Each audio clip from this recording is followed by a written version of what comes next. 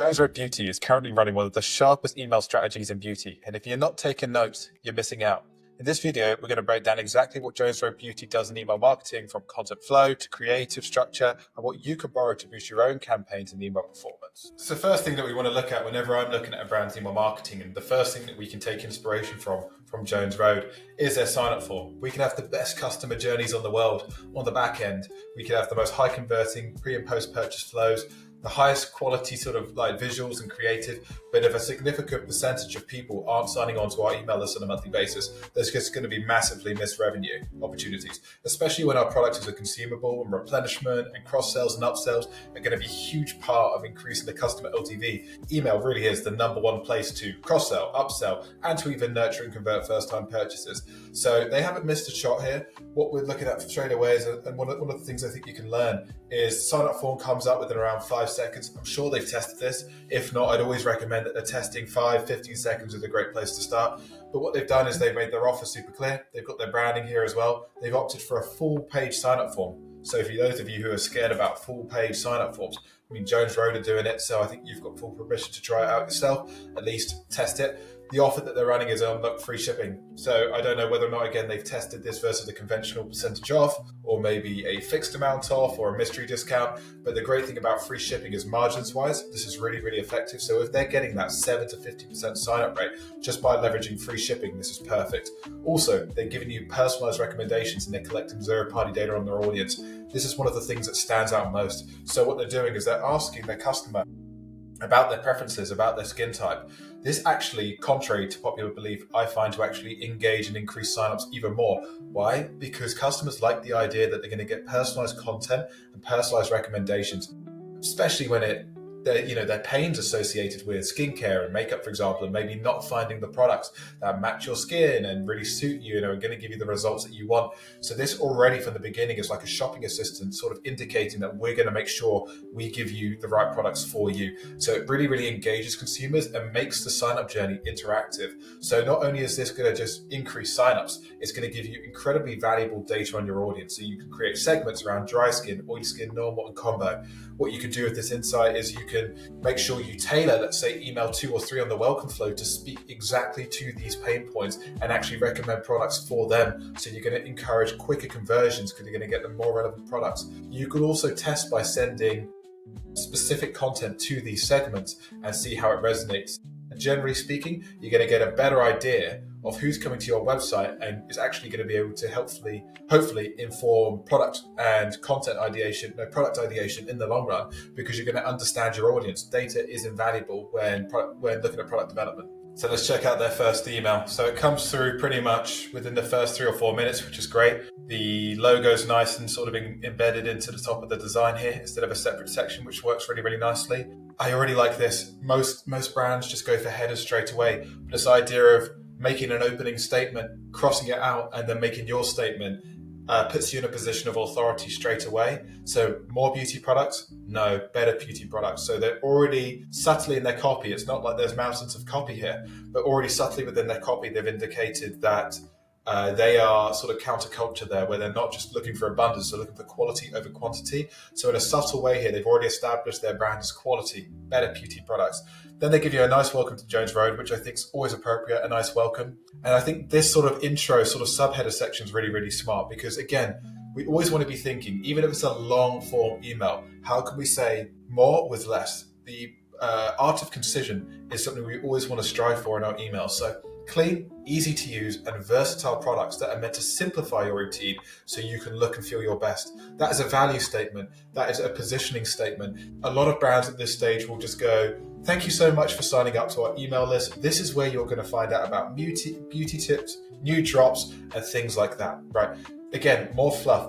We've already sort of like decided we're going to try and avoid that kind of fluff on the sign-up form. So the last thing we want to do is waste valuable character space by pretty much saying nothing. Whereas this, you've already established yourself like they're clean products, which is maybe a core value of a lot of people these days. They want clean products. They want easy to use products and versatile to simplify your routine so you can look and feel your best. And then a CTA to discover the collection, and you're reminding people of the free shipping offer that you started with straight away. So above the fold, you get a lot of value there. a really nice picture of the founder, so they're leveraging the sort of like social proof and like the clout of the founder, Bobby Brown here. And then we've got a really beautiful bridge section, which I like straight away. I sometimes like to, in the bridge section, after the above the fold section, is add a bit more context to the brand, add more desirability to the brand, or continue telling the story of the brand, but in a really, really engaging way. So this is a great place for infographics, for design features, for product overlays, etc. So they've got Explore Our Bestsellers, and they've done it in a really, really engaging way where they've got the products here. And for example, they've essentially given you a nice visual snapshot of everything they've got. And I guarantee if you click this, it would take you straight to like a bestsellers page. A 3-in-1 makeup skincare hybrid that can be used to tint, bronze, and highlight. So super clear as well, not confusing. It's told you exactly what it is, and it's used a really beautiful sort of design element here to pretty much give you a snapshot of all of the colors, all of the products in a really desirable way. And then, for example, they've got more products, so they want to give you a bit more of a feel of the other products they have. So they've got the face pencil here and a bit of a description, the mascara here, and essentially shop our bestsellers in a customizable set. So also you can essentially go for bundles, and then just finishing off with a objection handling and risk removal. So a really beautiful email here. Because essentially you've got to think, what's your elevator pitch? Welcome people in, and what's your elevator pitch? Really beautiful hook here. Bit more context here, and then you got to think, if you go into Harrods or you're a store, what would the best shop assistant do? They would essentially go, oh sure, here are bestsellers, and essentially would give you a quick lay of the land in a really engaging and charismatic way. And the question is, how do you do that? Through email. That's the kind of flow that you want to have. How can you give a really visual and charismatic overview as a shop assistant to a new customer on what they're looking, on what they could be looking for? Oh, by the way, we do face pencils, we do mascaras, we do customizable sets, and we have tons of gorgeous different shades of makeup and balms essentially.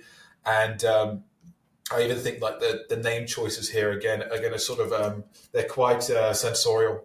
So they're going to sun-kissed or pinched cheeks or cocoa bronze. These are all desirable, sort of like delicious ideas and beautiful ideas that I think are going to really capture the emotions. So they've been intentional with all of this, and they're pairing it up with the visuals and the colors, which are just a really, really smart idea when it comes to marketing. So that's just email welcome one. Let's go and have a look at a few more flows and a few more campaigns. I've been saying this time and time again as well. If we go back and look at their welcome journey from even 3 years ago, see how dramatically different it is. It's not necessarily worse, but you can see how they've got less meat on the bone. They went for a 10% off, so they've clearly tested that offer, and they've lent into the free shipping. Founded by Bobby Brown, Jones is a growing rich of clean, strategic, high-grade beauty products that work across all ages, skin types, and skin tones. So see how they've changed things. But here, no bridge section, no additional helping shop, no like sort of indication of product collection. So these guys are really up to speed with, I think, what are the transitions of email marketing and what make up really good design and anatomy principles in a flow.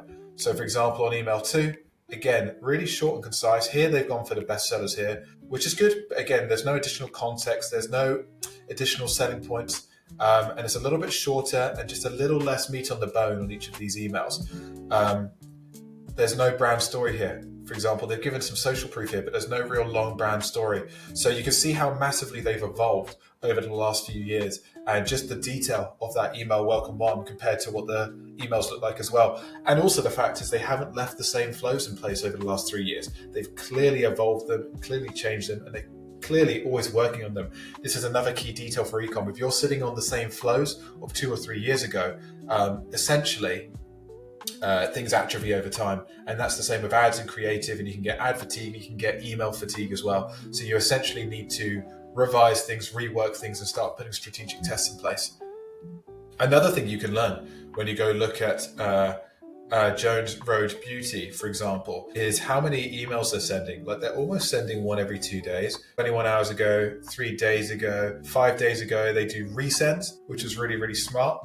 Even with the same subject line here, I believe. But they're doing resends, and this is something that we do to our audience as well. If we get a high converting email, we'll create a segment of people who maybe didn't open it, or maybe who opened it a few times, or who are high intent, and we'll resend it to them as well. Usually non-openers is the best segment to resend to with a high converting campaign. You can see here 8 days, 10 days, 11 days. This brand is nearly doing $1 billion a year. So the fear of sending too many emails is not a rational fear. And if you're to follow patterns of successful brands, sending emails more regularly. And even some of the top marketers like Hormozy say, after all of the A/B tests they've done, 2 to 3 emails a week is the sweet spot. But even with resend, you can start to go over and above and beyond that.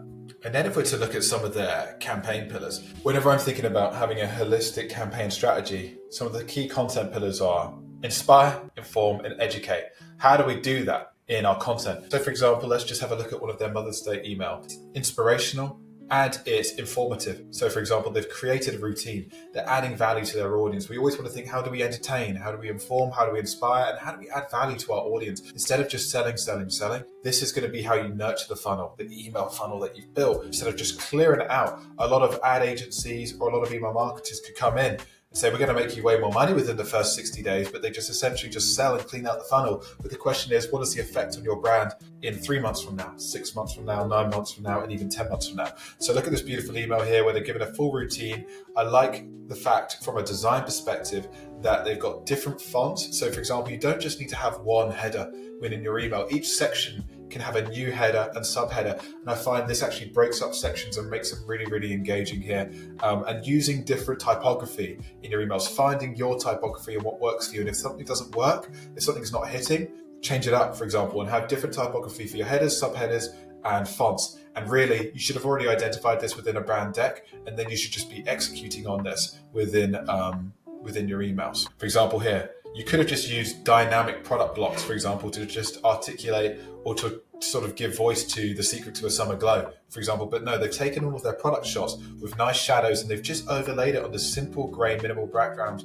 But they've got all of the shadows there. Their CTAs and their sort of like clicks have got this nice sort of different typography, all caps, underlined. Again, just making it a really signature style and really, really simple. They've got, instead of just having big headers above everything, they've got these little bolded ones on the left here as well. So again, they've got this kind of editorial, interesting look, which I think works really, really well. They're doing reviews emails about once a week, at least 2 or 3 times a month. Sometimes it's reviews from customers, sometimes it's social proof as well. So they've got ones from Vogue. And again, this social proof, the press is obsessed, Birdie, all of your PR, if you have anything like this, try and get quotes and then put them in underneath recognizable logos. It's just going to be awesome social proof and see what the fuss is about. Again, really, really simple without over-egging it, not too many sections here, but again, just adds massive social proof. And we're going back to maybe like educate or inspire. Here we've got some value again. So the secret to an even complexion. And what you see here is routines is really just a big part of what they do. Routines is just a really big part of what they do. Instead of just selling the product or selling the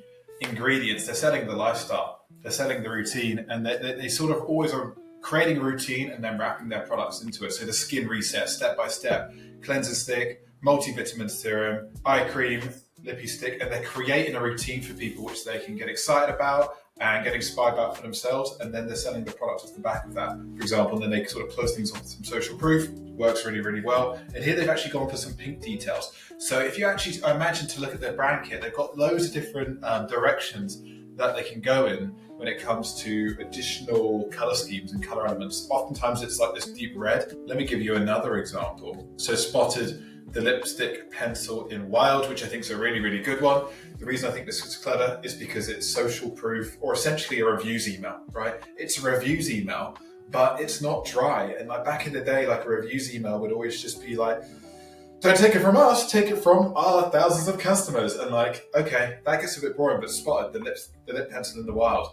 And then what they've done here is, I haven't even seen them use this kind of typography above the fold, nice and bold. And then they've got it unbolded with a slightly different font here. So like contrasting typography in headers works really, really nicely. And starring the new lip pencil. So they're always using red here. They're using a lot of red here. I'd like to know when they use red and when they don't, but it seems to work quite well. And then they've taken pictures of people using it, given their IG handle, and then they've sort of taken this notebook style sort of cutout that's taped on to give the quote from the person, which I just think is a really creative way of doing things. Instead of just having like faceless reviews, I think hit way less hard than reviews with faces. So that's just another thing. It's like if you can get reviews with faces, like they just hit so much harder over email. And then to complement the review section, then they're sort of helping people shop again, find the bold shade for you. So they've got consistency with their above the fold content here.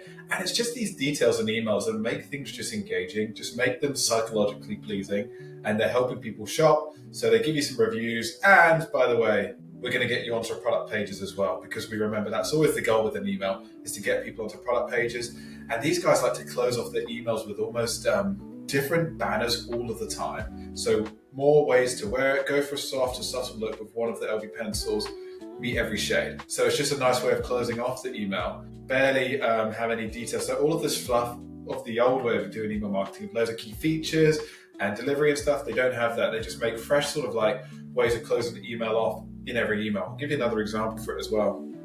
I thought this email hit really hard, just enough for date night. And again, this is a great example of understanding sensorial colors and psychological colors. They've got the red here, the red lipstick, they've got the martini glass, they've got the red lips, red ring even. And they really understand, this is really grounded in like a firm understanding of their ideal customer, who are like girls who are working, maybe in the city, who then like want to go out and enjoy their weekends and look pretty, and like they're building a routine that's going to resonate with their ICP. So they really understand who they're speaking to here. This is just enough for all of it. Sometimes a day turns into a night out. Luckily, our new tinted moisturizer always up for a change in plans. So that's a great way of storytelling, but condensed into 3 lines.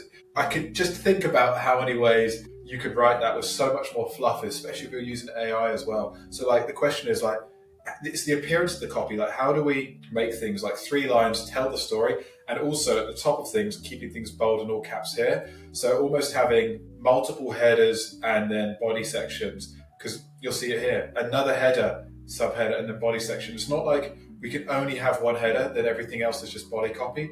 No, we need to give like creative visuals to our designers, where we essentially want multiple headers and then bridge sections. And that's going to make each section of the email its own kind of real estate, and like own its real estate as well. So this works really nicely. Again, texture of the products and the designs, it just works so well for beauty brands as well, like having smudges, like dollops of the cream, of the moisturizer, overlaying products on top of that, using shadows. All of this works so nicely. And again, look here, hey, Austin, we're officially open. So closing off with something a little bit different as well. So making sure there's something. There's so much more that can be said about this email marketing breakdown. If you like this style of content, let me know who in the comments I should break down next. As Steve Jobs says, steal, don't copy. Stealing is okay, because stealing means you're going and looking and copying best practices from some of the top brands. You're understanding those principles and you're using those to get creative insight for your own email marketing strategy. There's nothing wrong consuming great art, consuming great content, and consuming great marketing, using that as inspiration and then funneling that and allowing it to become and take on its own life in your brand's expression. So I'll see you on the next one. Make sure you drop me a follow for more Klaviyo breakdowns, but also more expert Klaviyo email marketing advice, helping steer you in the direction of email marketing, the new way of doing things in 2025 and beyond. See you on the next one.